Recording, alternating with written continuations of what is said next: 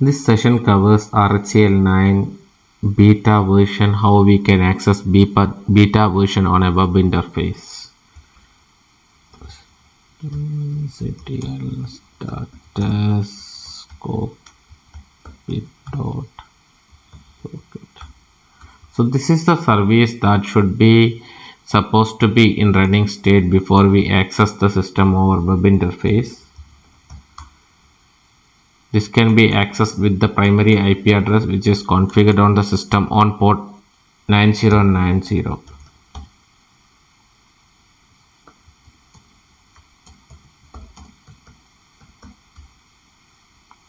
The port is in listening state.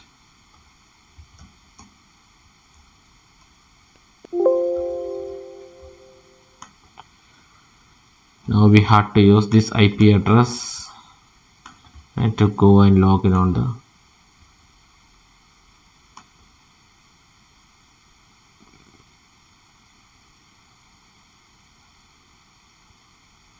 this can be accessible on port 9090.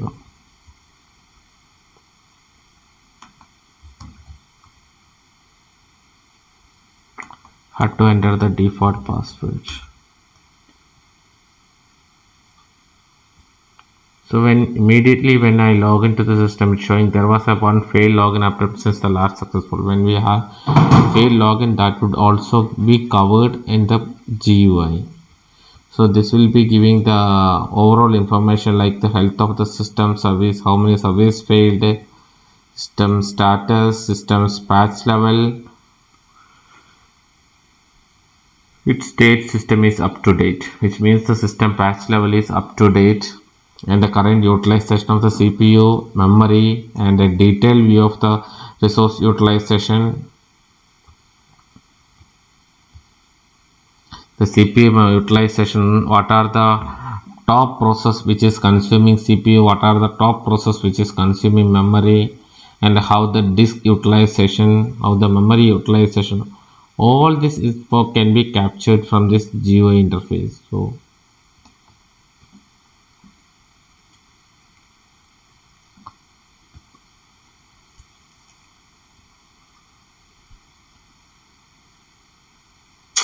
this is giving the VG information, which VG the disk was present. If we wanted to add an additional virtual disk, so we should add the disk and it should be available at OS level to add a physical volume onto the system. So similarly, logs, if you go here you can find all the logs and we can do the prioritization here. If you want only critical logs, we can configure with the critical logs. Want to error logs, that will give more granular data for a system admin to analyze and identify any root cause. Networking tab would share more information about the network interface and the data and the traffic and the bandwidth, how it is being used, and how many packets that is being transferred from the system on a per second to another system, and the logs with each event. This would also help us to narrow down some kind of performance issues with related to network. The containerization feature is available in the Podman containers. We have an option to add multiple vendor containers. If you go here, here we can find it has the Docker image, it has Go image, Red Hat subscription image. This all can be used to build a containerized infrastructure environment to deploy an applications. So what are the services currently which is running on the system? What is the current state of the services? How many services is running? How many is not running? So this all info that we could find from the services tab. See, it points that KDM crash and crash recovery kernel arming is disabled by default. So we are not following it. So similar to that, there are multiple services configured on the system. This all would help us to have a detailed view of what service is running, what is the current state of running, what are the logs with respect to the specific service. All this information can be captured from the web interface, and this is a really beautiful tool that can be used by both developers and infra admins.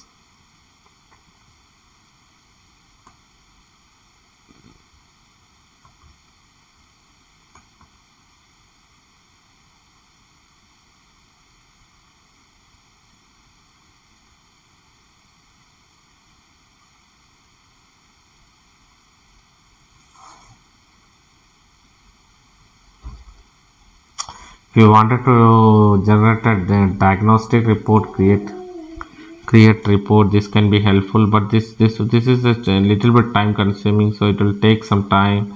And the kernel dump current status services and other not this, because this is not enabled. So when we are trying to enable, because this is not properly configured, so I'm just trying to enable it.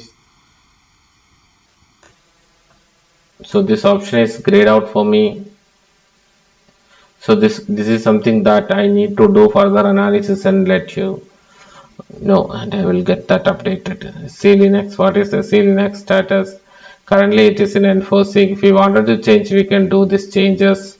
And if you wanted to access a terminal of a session, that can also be done through here. If you can directly access the terminal without credentials, because it will again use the same credential that you are used for the system login.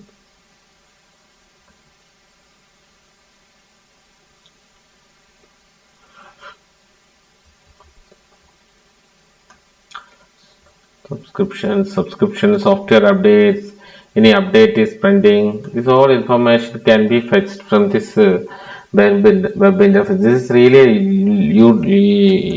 useful interface for a application developer and system admin, those who managing multiple systems on an environment.